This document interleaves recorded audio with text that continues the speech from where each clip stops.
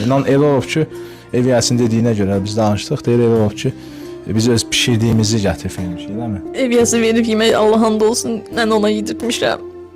Elə olub mənim axşam çörəyim olmur, səhərə kimi uşaq aç. Gedək nənəcildə nənə yemək versin. Canım, sən yiyeyim mən. Dəstələrinizi gözləyirəniz dostlar. Yəni çox özünüzü, çox suallar da vermək olmur. Ata həbsdədir, həbsdə olan yəni göz qabağındadır da burada. Həbsdə olan deyə bilməzsən ki, gəlib ata niyə sahiblənmir, niyə baxmır, niyə gəlmir. Bu o ailələrdən deyil.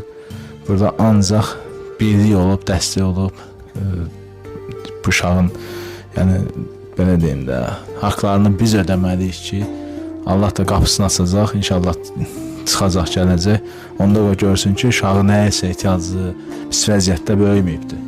Bizim kimi qardaşlar, yaxşı qardaşlar, yaxşı analar, bacılar dəstək olubdur.